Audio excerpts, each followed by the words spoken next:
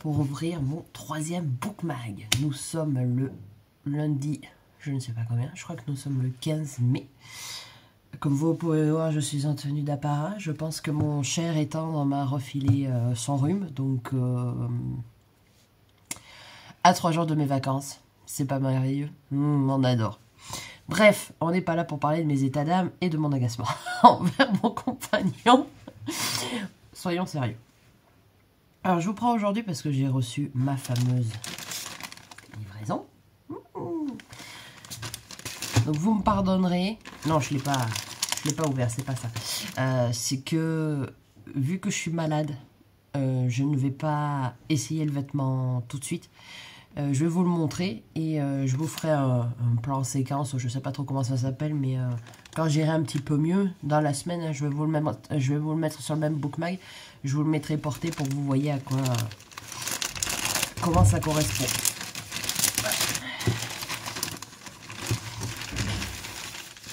J'ai totalement craqué dessus. Je le trouvais magnifique en photo. Oh putain, il a l'air immense. J'ai pris un taille L. Parce que la dernière fois que j'ai pris un taille M, vu que c'était une coupe femme, c'était un petit peu trop près du corps pour moi, qui est un peu de brioche. Le voici. Est-ce qu'il y a un peu de luminosité, s'il vous plaît? Un peu de lumière? Non? Bon. Hop. Voilà. Donc, comme vous voyez, il est large. Encore, si je vous le montre comme ça. Voilà. Non, même pas. Soleil. Tu veux pas revenir? Bon, tant pis. J'aurais fait mon maximum. Donc, je vous le montrerai porté, voir ce que ça donne. Mais j'avais trop flashé sur ces tulipes. Alors, je suis une grande fan de tulipes. Et c'est la première année que j'ai voulu absolument m'acheter un bouquet. Et le jour où je décide de les acheter, on n'a plus. Voilà. Ça m'apprendra à vouloir attendre. Donc, j'ai pas eu mes tulipes cette année. Donc, il faut attendre l'année prochaine. Ensuite, du coup, je devais attaquer en lecture commune avec Eolia le Blackwater 2. Mais comme elle n'était pas tout à fait prête, du coup, j'ai lu le 4e tome du Poids des Secrets de Aki Shimazaki. Je vous lis la 4e pour ceux qui veulent se faire une idée. Héritier d'une noble famille de la cour impériale, Kenji Takahashi a divorcé aux grandes dames de ses parents qui ne songent qu'à le remarier à une femme de bonne lignée. Mais il est stérile et préférerait garder ce secret pour lui. Lorsqu'il tombe amoureux de Mariko, orpheline et mère célibataire, il sait que ses projets risquent de se heurter à la volonté parentale. Il puise son courage dans le souvenir de Sono, la nurse qui s'est occupée de lui et à laquelle il reste très attaché, mais qui s'est exilée en Mandchourie. Alors, que vous dire sur ce petit 4e volet? C'est celui pour le moment auquel je me suis j'ai été moins emballée. Me demandez pas pourquoi, parce que tout y était, hein, les révélations, les secrets, les mensonges, tout ça, mais peut-être le fait d'avoir cette famille riche du Japon, avec un héritier, qu'il faut forcément qui se marie avec une bien-née pour perpétrer le nom Takahashi, ça m'a fait un petit peu penser un peu aux chroniques de Bridgerton, tout ça, où dans les années 1890, voilà, il fallait absolument trouver une femme bien née, et celle qui était célibataire ou qui enfantait hors mariage était considérée comme des moins que rien. Là, on a la version de l'histoire, mais pas côté femme, mais côté héritier riche. Et j'ai beaucoup aimé, en fait, la façon dont c'est abordé, parce qu'en fait il se rend compte qu'il est stérile, donc il ne pourra pas donner d'héritier, il ne pourra pas perpétrer le nom Takahashi. Voilà, on est vraiment dans un autre monde, je trouve, parce que moi je ne vais pas perpétrer mon nom, et c'est pas pour autant que, voilà, bon, même si malgré tout ça, il y a quand même des gens, vu que je suis en âge 2, viennent me voir en me disant « Ouais, c'est pour quand alors vous vous y mettez quand, machin ?» les gens ont encore dans leur pensée, dans leur façon d'éduquer que voilà, une femme qui a 30 ans doit forcément avoir des enfants, se marier. C'est très très compliqué. Moi je parle pour mon département où on est encore ancré un peu campagne, tout ça. C'est très difficile de faire comprendre aux gens mais que on n'en a pas envie, on n'en a pas envie. On fait pas des enfants pour les autres, je pense. Mais bon, bref, on n'est pas là pour parler de moi. Mais du coup, voilà, là, je me suis un petit peu retrouvée dans Kenji Takahashi parce que il a ses parents qui lui disent que ce qu'il faut faire, vu que c'est un héritier, il doit faire telle chose, il doit pas les faire autrement. Et du coup, un jour, il décide de prendre ses propres décisions et d'aller de l'avant. Et finalement, il se rend compte qu'il est quand même heureux d'avoir pris cette décision-là et d'avoir épousé Mariko et son fils Yukio. Et ça lui va très bien. Bon, on a toujours des révélations un peu que l'autrice aime bien nous faire en milieu, voire fin du roman cette fois-ci. Ce que j'ai trouvé dommage, c'est qu'on n'ait pas eu plus d'informations sur un personnage essentiel, mais elle en parle dans la 4e de couverture, qui est Sono. J'aurais bien aimé avoir un tome sur elle, quitte à, vu qu'on a 5 tomes avec les 5 personnages différents, j'aurais bien aimé avoir plus d'informations de Sono. Mais bon, après, on peut pas tout avoir, sinon après, ça s'appellerait plus une pentalogie. Pentalogie. Donc du coup, j'ai prévu avec Eolia d'attaquer le 2e tome de Blackwater demain. Donc du coup, ce soir, je vais me terminer la pentalogie. Et j'en veux à dire pentalogie. Il faut que je pense à pantalon. Pentalogie. on a le vocabulaire qu'on mérite, je vous dis rien. Bref. Du coup, je vous lis la 4e de couverture de celui-ci. L'étudiante en archéologie Tsubaki aime tendrement sa grand-mère Mariko, à qui elle a toujours confié ses tourments intimes et amoureux. Depuis une commotion cérébrale, la vieille dame, désormais veuve, semble victime d'hallucinations et ses jours sont comptés. De la confusion de ses propos se détache pourtant une histoire d'innocence abusée qui concerne la jeune fille qu'elle était. Bon, déjà, rien que la dernière phrase, elle donne envie. Donc, on est toujours sur de la maltraitance de personnages. Enfin bon. Une histoire d'innocence abusée qui concerne la jeune fille qu'elle était. Je trouve que cette phrase, elle révèle beaucoup de choses et à la fois pas assez. Parce qu'on va se dire que abuser, voilà, on pense à ce qu'on pense. Mais ça peut pas forcément dire cela. Donc je pense que je vais me le manger en cette soirée. Ce qui fait 130 pages. Et puis il y a beaucoup de dialogues dans ces petits romans. Donc ça peut aller assez vite. Donc je vais en profiter du Read With Me avec Sève pour le lire. Et demain j'attaque. Il est où le petit? Et j'attaque du coup demain Blackwater 2.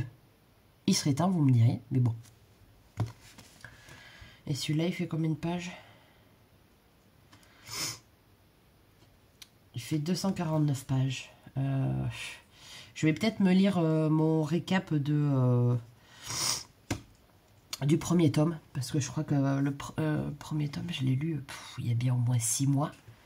Donc pour essayer de me rappeler un peu les personnages. S'il n'y en a pas un qui s'appelle Mackenzie ou Kenzie ou qui... Je sais plus comment. Je vous dis des trucs, je suis sûre que je vous dis n'importe quoi. Mais n'importe quoi. Non, mais c'est pas marqué en plus. Mais il me semblait qu'il y avait une carte dans le premier tome. Ils l'ont pas mis dans le deuxième. Ah non, c'est Casquet. C'est pas Mackenzie, c'est Casquet. Oh, j'étais pas loin. Moi. Bon. Hein. Je suis malade. J'ai le droit de dire... J'ai le droit de dire de la merde quand je suis malade. Oui, tout à fait. Donc bon. Celui-là, on l'attaque demain. Sur ce, après toutes ces conneries dites, j'ai plus rien à dire. Oui, vous remarquerez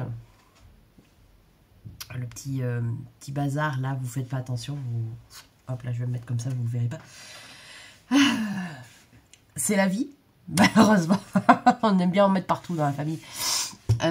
Du coup, je vous souhaite une bonne soirée et je vous reprendrai un peu plus tard dans la semaine. Ciao!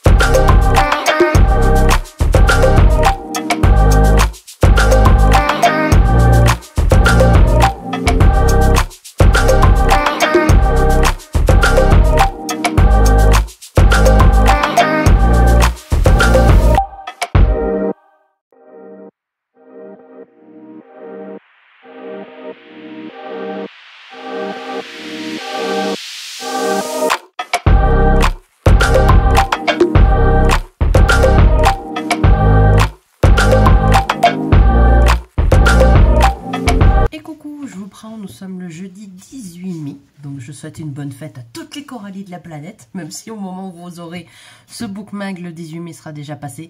Mais voilà, je tenais à souhaiter une bonne fête à toutes les corallies. Je suis pas venue, je crois, depuis... On est quel jour? Jeudi, donc je vous ai pas pris ni mardi ni mercredi, si je me trompe pas. Parce qu'en fait, tout simplement, j'ai pas énormément lu. Comme mon cher et tendre m'a refilé son rhume, c'est un peu compliqué pour lire quand on a un peu mal au crâne. J'ai quand même réussi à finir ce petit roman. Donc j'ai enfin terminé la pentalogie du poids des secrets de Aki Shimazaki. Et honnêtement, je ne peux que vous conseiller cette petite pentalogie de 5 romans. Et comme c'est des petits romans, ça se lit hyper vite. L'écriture est fluide, on est plongé dans l'histoire tout de suite. Et voilà, au fur et à mesure des romans, en fait, on apprend les secrets, les mensonges qui ont été passés, passés sous silence. Et on voit la réaction des personnages, leur réaction différemment, vu qu'on est sur chaque roman, on est avec un personnage différent. Donc c'est toujours la même histoire, mais avec des points de vue de différents personnages en fait. Et j'ai trouvé ça super intéressant parce qu'on part... je pense que le roman qui remonte le plus loin remonte aux années 1900 jusqu'aux années... je sais pas quand est-ce qu'il a été écrit, 1990 je pense. Donc on a vraiment une large génération. Ben, on a...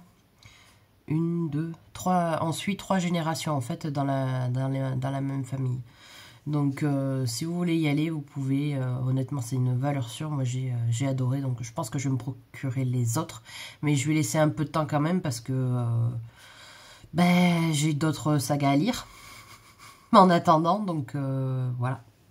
Donc je vous conseille cette pentalogie très très fortement. Donc du coup, aujourd'hui, je vais attaquer Blackwater, tome 2, La Digue, que je devais déjà attaquer lundi. Donc finalement, je vous ai dit que ma copine Eolia était très en retard parce qu'elle n'avait pas fait... elle était très en retard sur sa lecture et qu'elle ne pouvait pas faire la lecture commune avec moi. Et au final, c'est moi qui me retrouve à être en retard. Donc je vais essayer de rattraper ça. Je risque peut-être de vous reprendre que dimanche parce que je suis actuellement en vacances. Vacances, vacances, vacances.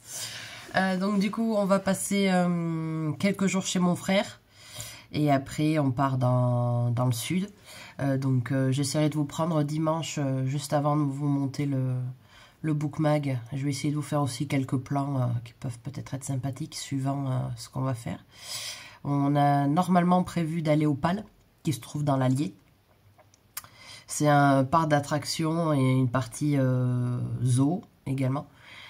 Donc on espère juste qu'il fera beau, parce qu'ils n'ont pas forcément annoncé de super température. Donc plus moi et Julien on sort d'une crève, que si c'est pour en rattraper par-dessus, on n'est pas forcément très chaud. Mais bon, on verra, c'est quelque chose qui peut se décider au dernier moment. Donc puis vous verrez bien lundi, quand le bookmag sortira, si on y a été ou pas. Donc je vous souhaite une excellente journée, un excellent jour férié, et je vous dis à plus tard. Ciao!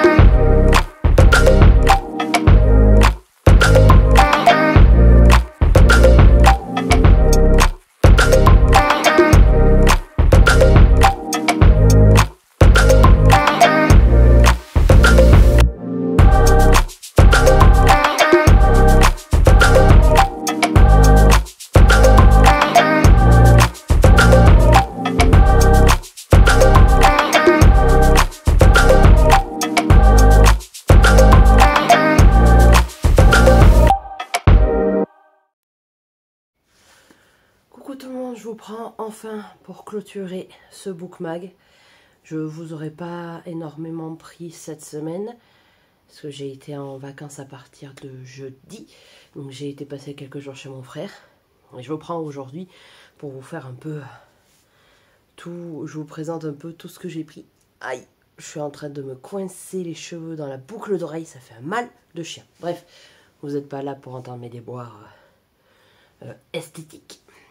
Donc du coup, je me suis permis de contacter ma banquière pour qu'elle me fasse un déblocage du PEL, parce que j'ai acheté plus de 10 romans. Bon, après, ce qu'il faut savoir, c'est que Mon frère habite pas loin d'un Easy Cash. Et cet Easy Cash a toujours... Easy Cash, on va y arriver. Et cet Easy Cash a toujours des romans brochés qui viennent tout juste de sortir. Et surtout aux éditions Charleston. Donc vous allez voir, j'ai pas mal pris de romans Charleston. Et je vais attaquer ce book haul dès maintenant.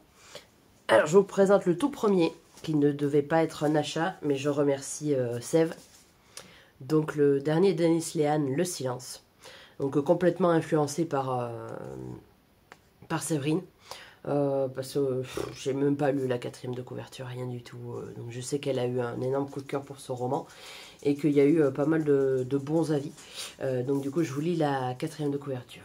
En cet été de 1974 à South Boston, quartier irlandais de Boston, Marie-Pat Fennessy mène une existence routinière. Un soir, Jules, sa fille de 17 ans, ne rentre pas à la maison et sa trace disparaît dans la chaleur moite de la ville. La même nuit, un jeune noir se fait mortellement percuter par un train dans des circonstances suspectes. Ces deux événements sans lien apparent plongent les habitants de Souty dans le trouble. D'autant que la récente politique de déségrégation, j'ai du mal ce matin, vous m'excuserez, mise en œuvre par la ville provoque des tensions raciales et qu'une grande manifestation se prépare. Dans la recherche effrénée de sa fille, Marie-Pat, qui croyait appartenir à une communauté unie, voit les portes se fermer devant elle. Face à ce mur de silence, cette femme en colère devra lutter seule pour faire éclater la vérité, aussi dévastatrice soit-elle. Bon ben voilà. Il me tarde trop de le lire. Je pense que ça peut être un roman un peu travers, comme j'aime bien. En plus, ça me fait rire parce que les numéros de page sont en haut. Donc voilà, premier livre. Oui, alors vous inquiétez pas, je vous prends, je suis par terre. C'est parce que je viens de faire les photos pour faire le post sur Insta. Et j'avais pas envie de reprendre les 10 bouquins pour les remettre, pour vous les représenter et tout. Donc vous allez avoir mon chien. Il est mon chien, il est juste derrière moi. Star, qu'est-ce qu'il fait derrière moi? Bon, voilà. Qui va se balader pendant la vidéo, vous inquiétez pas. Tout va bien, c'est dimanche, on fait ça à la Walligan de la Beast to Fly. Enfin, à la bonne franquette, quoi. Ensuite, j'ai pris Le Dernier Sommeil de l'ours de Sophie Jomain. Alors ce roman, je le voulais absolument. Et j'avais pas forcément envie de le payer neuf, parce que ça commence, les romans commencent à coûter un petit peu cher en neuf, même si celui-là est à 19 €, il est quand même assez fin, donc je préfère attendre quelques mois pour pouvoir me l'avoir en occasion. Et là vous voyez, il est sorti cette année, et il est en excellent état. Je vous lis la 4e. Abigail Lompré n'est pas retournée en Alaska depuis 10 ans. L'île de Prince de Galles est belle, brute et sauvage. Mais elle l'a fui à l'adolescence pour rejoindre sa grand-mère paternelle à Paris, laissant derrière elle un père qu'elle aimait profondément et une mère avec qui elle ne s'est jamais entendue. Pourtant, aujourd'hui, c'est bien pour Emma qu'Abby est de retour. Pierre est mort et elle sait que son devoir est de ramener en France la seule famille qui lui reste, qu'importe leur désaccord passé. M'explique ce que tu fais là? Mais oui, qu'est-ce que tu fais? Tu fais trop de bruit. Oui, tu fais trop de bruit. Ah ben oui, super. Sans son mari, son rock, son compagnon de toujours, Emma n'est plus capable de vivre seule dans un endroit aussi hostile et isolé. Mais jamais elle ne quittera son île. Convaincre Abby que sa vie est ici sur la terre de son enfance serait la seule solution. Au fil des jours s'engage un combat de volonté, mais naissent aussi l'espoir et de timides rapprochements entre Abby et Emma. Sauront-elles se pardonner toutes ces années perdues? Voilà. Sophie Jomain, c'est une autrice que j'aime beaucoup, que j'ai pu la rencontrer, figurez-vous, chez moi, dans le Cantal. Et oui, tout à fait, elle est venue jusqu'à chez moi. Et quand je l'ai vue, j'ai pas cherché midi 14h, j'ai acheté tous ses romans. Et j'aime beaucoup sa plume, et ça va être la première fois que je vais la retrouver hors roman de Noël, si je puis dire. Donc j'espère apprécier fortement cette lecture. Deuxième achat. Ensuite, j'ai pris Toutes les vies d'Alice de Lucie Castel. Oui, je vous ai promis, c'était un book haul spécial Charleston. Il y a quelques thrillers, mais on est beaucoup plus sur de Charleston. Je vous lis la 4e. Une place pour chaque chose et chaque chose à sa place. Telle est la devise de Sarah, qui s'est efforcée de construire sa vie en accord avec ce principe simple à force de post-it et de to-do list. Mais dans ce mécanisme en apparence bien huilé se cache un grain de sable qui pourrait tout faire basculer. Le jour où elle apprend que sa sœur est hospitalisée dans un état grave, à peine quelques jours après lui avoir laissé un message énigmatique, Sarah se rend immédiatement à son chevet. En retrouvant Aigues-Mortes, la ville de leur enfance qu'elle a fui 20 ans auparavant, c'est comme si tout son passé refaisait surface. Les terreurs nocturnes qui l'assaillent et les ombres qui l'obsèdent sont plus présentes que jamais, mais c'est peut-être enfin l'occasion de les affronter pour trouver sa place à elle.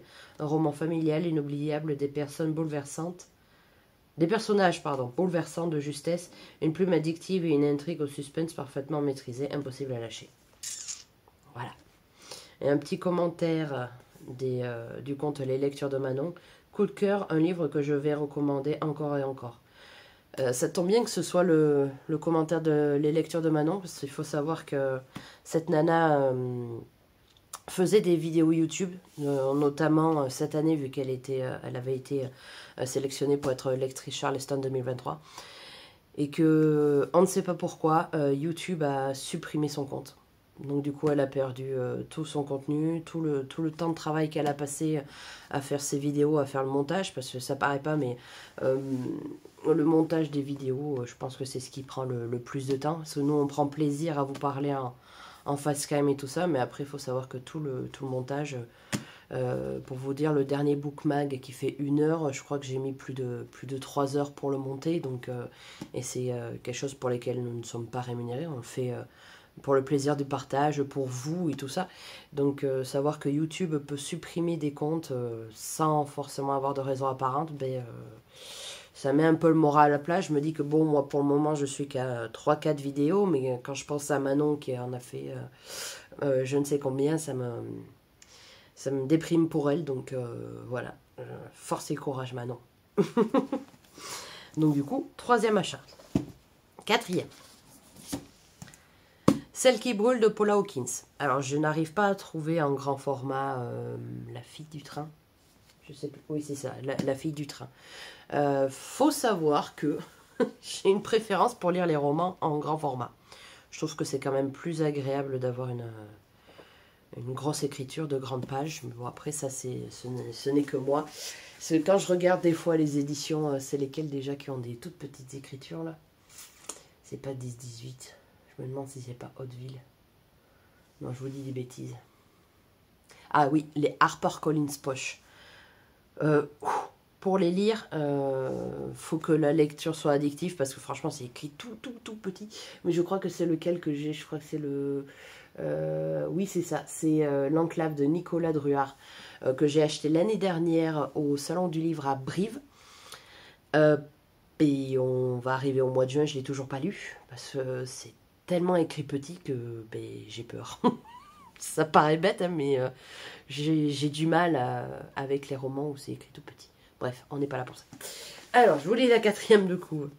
Londres. 3 femmes sont frappées de plein fouet par l'assassinat d'un jeune homme à bord de sa péniche. Carla, sa tante. Myriam, sa voisine, qui a découvert le corps. Et Laura, avec qui la victime a passé sa dernière nuit. Si elles ne se connaissent pas, ces 3 femmes ont un point commun. Chacune a été victime d'une injustice qui a gâché sa vie. Chacune couve une colère qui ne demande qu'à exploser. L'une d'elles aurait-elle commis l'irrémédiable pour réparer les torts qu'elle a subis? Voilà. Un bon petit thriller à glisser entre 2 romans Charleston. C'est impeccable. Je m'excuse. Alors du coup, on en est à combien là? Moi, je suis plus. 1, 2, 3, 4. Donc on passe à la 5e. La 5e, c'est Sambre d'Alice Géraud. Radioscopie d'un fait divers. Donc là aussi, complètement... pardon, excusez-moi, je vous ai bougé, mais j'ai les jambes en dessous du tabouret. J'arrive pas à tenir en place. Ce roman m'a été complètement influencé par, je dirais, Lucille et Séverine, si je me trompe pas. Je l'ai vu beaucoup passer sur les réseaux sociaux. Donc je me suis dit que, généralement, quand on les voit beaucoup passer, c'est qu'il a un peu plu. Donc on verra bien si moi il arrive à m'attraper ou pas. C'est La première fois que je prends ce genre de roman, donc à voir, hein, il faut bien essayer. Donc je vous lis la quatrième. Une femme marche sur le bord de la route. Le jour n'est pas encore levé, l'air est glacial. Un homme surgit derrière elle. Il porte un bonnet noir. Durant 30 ans, dans la Sambre, une petite région industrielle du nord de la France, des dizaines et des dizaines de femmes sont agressées sexuellement ou violées au petit marin. Au petit matin. Je m'excuse. Hein. C'est dimanche, j'ai du mal. Durant 30 ans dans la Sambre, une petite région industrielle du nord de la France, des dizaines et des dizaines de femmes sont agressées sexuellement ou violées au petit matin. Elles portent plainte, parfois à quelques jours d'intervalle. Elles ne sont pas toujours crues. Un jour de février 2018, ces femmes apprennent l'arrestation d'un homme surnommé le violeur de la Sambre. Comment a-t-il pu commettre autant de crimes aussi longtemps sur un si petit territoire sans jamais être inquiété? C'est par cette question qu'Alice Géraud débute son enquête. La journaliste s'est plongée dans des dizaines de plaintes abandonnées dans les commissariats de la Sambre. Elle est allée à la rencontre de ces femmes, ces oubliées dont la vie s'est brisée un matin sur le bord d'une route. À elles toutes, elle raconte une histoire plus grande que la leur, celle d'une société et de ses institutions dysfonctionnelles face aux violences sexuelles. Bien au-delà du fait divers, ce livre est le récit de la lente bascule d'un système depuis la fin des années 80 jusqu'à l'ère MeToo. Il change définitivement le regard. Donc voilà. Un roman aussi qui me tarde de découvrir assez rapidement. Je sais plus. Je me fais des plannings lecture, mais les mois sont pas assez longs pour lire tous les romans que je veux. Donc je sais qu'il faut faire des choix. Et je n'arrive pas à faire de choix. Donc je compte sur vous pour me dire si jamais dans les romans que je vous présente, vous en avez dans votre palle. Pour qu'on puisse se faire des lectures communes et que moi ça m'aide à pouvoir les sortir de ma palle. Voilà. Donc de 5, 6e. Donnez-moi de mes nouvelles d'Isabelle Artus. Publié aux éditions Charleston. Je vous lis la 4e. J'ai entrouvert les yeux, des ombres blanches se déplacent autour de moi. J'essaie d'en agripper une au passage, mais je n'arrive pas à tendre le bras. Je m'entends hurler poliment, s'il vous plaît, aidez-moi, où suis-je? Un homme se réveille dans un lit d'hôpital paralysé et amnésique. Il s'appelle Étienne Marcel, comme la station de métro, et s'est fait renverser par un camion poubelle à 4 heures du matin. Les médecins sont formels, sa paralysie n'a rien à voir avec l'accident. Pour son amie Prudence Sainte-Rose, psychanalyste superstar, les pertes de mémoire et la paralysie inexpliquée d'Étienne sont liées. Guidé par Prudence et grâce à l'aide de son amie d'enfance Alma Marie, solide ardéchoise à la carrure de rugbyman et d'Olympe, sa sublime collègue journaliste, Étienne va tenter de dénouer les fils de son histoire pour espérer remarcher un jour au risque de déterrer de lourds secrets de famille. Ah, il a l'air super tentant, celui-là, il me tente beaucoup. Ah oui, j'aime beaucoup. Bon, mais voilà. Et de 6. 1, 2, 3, 4, 5, 6 et de 6. Le 7e. La petite fille sous la neige de Javier Castillo. Donc je l'ai vu beaucoup passer sur les réseaux, mais avec des avis plus ou moins mitigés. Donc je n'ai pas lu, je n'ai pas regardé la série parce que justement je voulais lire le roman avant de regarder la série. Mais je voulais pas l'acheter, toujours pareil, l'acheter au prix fort de 22 €. Donc je l'ai pris du coup d'occasion. Je vous lis la 4e. New York 1998. Pendant la parade de Thanksgiving, Kiera Templeton, 3 ans, disparaît. Après avoir fouillé toute la ville, on ne retrouve que quelques mèches de cheveux à côté des vêtements que portait la petite fille. En 2003, le jour où Kiera aurait fêté ses 8 ans, ses parents reçoivent un colis inattendu, une cassette VHS avec un enregistrement d'1 minute où l'on voit leur fille jouer dans une pièce inconnue. Attirée par l'affaire, Myron, une jeune étudiante en journalisme à l'université de Columbia, entreprend des recherches et trouve bientôt de nouveaux indices. Sa détermination à retrouver coûte que coûte l'enfant n'est pas un hasard car Myron ou Myrène, moi je dis Myron, porte aussi de lourds secrets. Donc voilà. C'est la première fois que je vais lire un auteur espagnol. Donc j'espère apprécier. Donc oui, l'écriture est quand même assez grosse. Je pense que ça va se lire rapidement. Donc, et de 7. Oui, c'est ça, et de 7. Alors, le 8e. La saignée de Cédric Cyr. Et quand tu le portes, tu sens que le roman fait son bras. Alors, je sais pas, c'est pareil. Je pense que vous avez dû toute la voir. C'est sur des pages hyper blanches. Alors, je sais pas si c'est parce que c'est du papier recyclé ou que c'est aussi blanc. Mais j'ai pas l'habitude d'avoir des romans avec des pages aussi blanches. Généralement, elles sont plus un peu blanc cassé, blanc crème. Non, vous n'êtes pas dans un... vous n'êtes pas dans une vidéo déco. C'est juste que je vous parle comme je parlerais à n'importe qui. Donc je vais vous lire la 4e, mais je pense que bon, beaucoup de monde l'ont déjà lu. Il me fait un peu peur, je vous avoue, ce roman. Parce que j'ai peur de faire des cauchemars la nuit. C'est bon, vous savez, il me faut pas grand chose pour faire des cauchemars, donc bon. Je vous lis la 4e. Estelle Rochant a été écartée de la police à la suite d'une terrible bavure qui a causé la mort d'une innocente. Sa vie est en miettes, son couple à la dérive. Désormais, garde du corps de seconde zone, cette ancienne championne de boxe se ferait un chemin dans l'existence comme elle l'a toujours fait, à coups de poing. Prise dans un engrenage infernal, Estelle a de plus en plus de mal à contrôler ses accès de violence. Quentin Falconier, policier spécialisé en cybercriminalité, enquête sur un site du dark web qui propose des vidéos de torture et de mise à mort en direct. Qui peut bien se cacher derrière cette red room appelée La Saignée, diffusant des meurtres à la perversité absolue? Le jeune homme se lance corps et âme dans cette nouvelle croisade. Découvrir l'identité du coupable derrière le masque du bourreau et l'arrêter, coûte que coûte. Un terrible compte à rebours a commencé. Je me suis toujours demandé s'il n'y avait pas des personnes qui se seraient inspirées de romans pour effectuer des meurtres. Je me suis toujours posé la question. Parce que c'est vrai que quand on a des romans comme là, on est plutôt bien détaillé, tout ça. Je me suis toujours demandé si ça n'avait pas inspiré des serial killers ou des choses comme ça. À méditer. Donc, voilà. Il a l'air quand même sacrément... sacré pavé, 500 pages. Et bon, même si l'écriture est grande... ça occupe bien la place. Donc j'espère qu'il va se lire, qu'il sera addictif pour pouvoir le lire rapidement. Et de 8. Le 9e. Le sourire au livre de Cynthia Kafka. Alors Cynthia Kafka, c'est une autrice que j'ai très envie de découvrir. Donc j'ai acheté la semaine dernière en version archi poche contre Vents et Secrets. Et là, ben, il était d'occasion, donc j'ai pas résisté à le prendre non plus. Et puis cette couverture, on en parle de cette couverture, elle est magnifique. Je vous lis la 4e. Carpe diem. Sur la couverture du carnet qui abrite ses pensées, les mots en lettres brillantes narguent Alexia.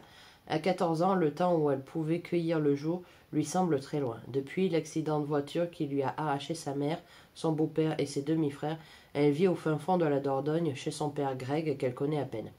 Quand ses copains d'école se rêvaient pompiers ou footballeurs, Greg n'avait déjà qu'une idée en tête, construire des cabanes dans les arbres. Un rêve d'éternel enfant qu'il est resté, alors comment pourrait-il en élever un d'enfant, surtout cette adolescente carapacée dans son deuil et son malheur?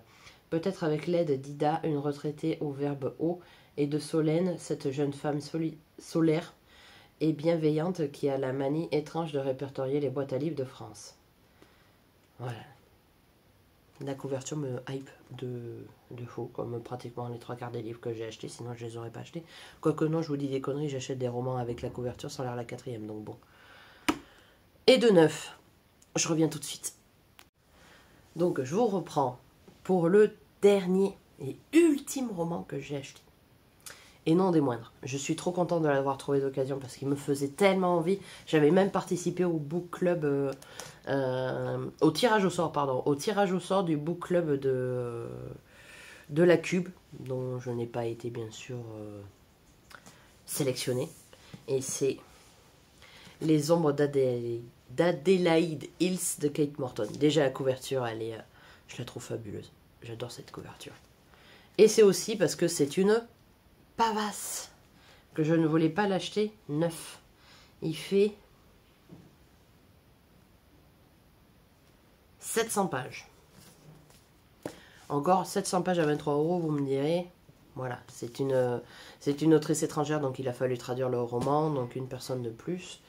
Mais voilà, moi, pour pas vous mentir, je l'ai eu à 9,99 €. Donc moi, ça m'allait très bien. Quand je l'ai vu, j'étais comme une gamine, j'étais là... Je vous lis la quatrième. Adelaide Hills, 1959. Une après-midi de grande chaleur, un homme fait une terrible découverte au mystérieux domaine des Turner.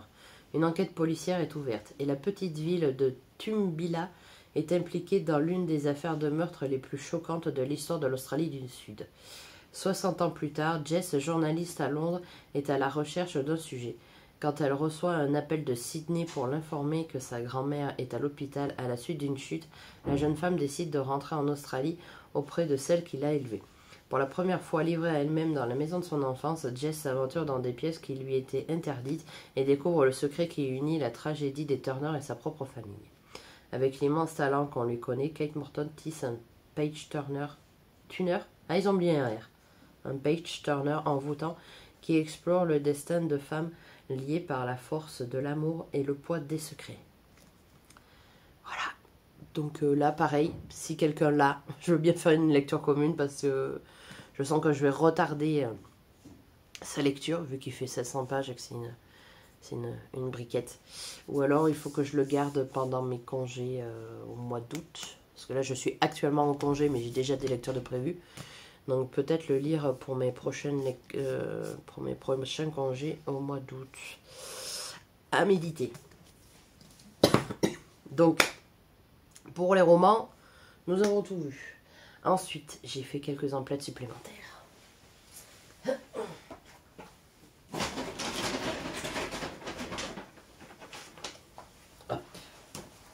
Donc nous avons fait une brocante avec mon très cher frère. Et je n'ai pas pu résister à acheter des fèves représentant les personnages d'Harry Potter. Que je vais bien sûr garder dans l'emballage. Et que je mettrai en décoration dans ma bibliothèque avec les romans d'Harry Potter. Ensuite, autre achat. Nous sommes passés aux bougies de Charroux. Ah, c'est des bougies que j'adore. En dehors d'Ava et May, c'est les seules bougies que je prends. Donc j'ai pris en format moyen Cocon Poudré, qui était leur bougie du mois. Et ça sent, c'est une odeur un peu enveloppante, un peu comme du coton. Enfin, j'aime beaucoup. Ensuite, j'ai pris l'Oriental, qui est un mélange de vanille et de patchouli. Et qui sent... voilà, on n'en parlera pas. Et la dernière, j'avais voulu prendre en format moyen, mais bien sûr, victime de son succès, je n'ai pas résisté, je l'ai pris en grand. Cerisier en fleurs. Donc, la bougie Cocon Poudré et Cerisier en fleurs étaient des nouveautés de la marque Les Bougies de Charroux. Et l'Oriental existait déjà, mais voilà, vous voyez. Alors, je ne sais plus les temps de brûlage, que ce soit moyen ou grand. Si c'est marqué... Il n'y a pas marqué le temps de... Il y a les conseils de brûlage, mais ils disent pas... Non, ils disent pas pour combien de temps il y en a. Bon, après, les bougies, généralement, ça met du temps avant de... Non, je regardais, mais c'est pas marqué. Je regarde au cas où, mais c'est pas marqué combien de temps ça dure. Enfin bon, vous voyez, une moyenne, une grande, voilà. Et bon, j'en ai, honnêtement, je les compte même pas, parce que je crois que je dois avoir plus d'une vingtaine de bougies d'avance. Donc c'est un peu comme les romans, ouais, une accumulatrice de romans et de bougies. Et après, du coup, vous verrez dans les plans précédents, nous avons été faire une petite excursion au PAL, qui est un parc animalier et d'attractions dans l'Allier, à Dompierre-sur-Bresbe, si je me trompe pas, Bresbe ou Bresbre, je sais pas, enfin un nom un peu compliqué à dire. Et du coup, moi je me suis pris ce petit bracelet pour supporter la fondation Le Pal Nature, qui permet de réinsérer des espèces en voie de disparition dans la nature, pour justement éviter l'extinction de l'espèce. Et du coup, je me suis permis d'acheter une bouteille d'hydromel. Alors, il faut savoir qu'au Opale, ils ont leur propre ruche et ils font leur propre miel. Et du coup, l'hydromel, c'est du vin de miel. Vous le mettez au frigo et bien frais. Et franchement, en apéritif, ça se boit comme du lait. Pour ceux qui aiment bien le miel, après, vous sentez pas trop non plus l'odeur du miel. Donc, c'est une boisson que j'apprécie fortement. Voilà, c'était tout pour moi aujourd'hui. Je suis en train de réfléchir. J'ai pas plus avancé le Blackwater. J'en ai lu que 50 pages. Donc je vais essayer d'en lire un peu plus aujourd'hui. Même si aujourd'hui, ben, on va préparer nos affaires pour repartir. Parce on a pris un Airbnb pour quelques jours dans le sud. Donc du coup, on va préparer nos affaires aujourd'hui. Cet après-midi, j'ai prévu d'aller voir le fameux Fast and Furious 10. Pour celles qui ne me connaissent pas, j'adore cette saga de films. Donc même si il y a des scènes où elles sont de plus en plus énormes, où on se dit ouais non mais mec, tu peux pas être encore en vie après ça. Enfin bon, moi je suis contente qu'il meure pas, parce que j'adore tous les personnages. Donc voilà. J'ai très envie d'aller voir le 10, et surtout que dans celui-ci, ils insèrent Jason Momoa dans le film. Donc voilà, hâte de voir à quoi ça ressemble. Et moi, de toute façon, tous les blockbusters américains, j'adore ça. J'aime quand ça fait des explosions un peu à la Michael Bay et tout ça. Voilà. Sinon, non, pas plus. Donc je vais déjà monter ce 3e bookmag déjà, et vous l'aurez du coup lundi, demain du coup, et la semaine prochaine je vais vous embarquer avec moi dans le sud. Alors, ils annoncent pas forcément une super météo, donc je sais pas si je vais pouvoir vous faire énormément de plans dehors. Enfin, on verra, c'est peut-être pas forcément tous les jours qu'il pleuvra. Faut espérer. C'est dommage de descendre dans le sud et d'avoir une météo pourrie. Mais bon, écoutez, c'est le jeu. Ah si, je voulais vous montrer mon fabuleux pull de chez Muse.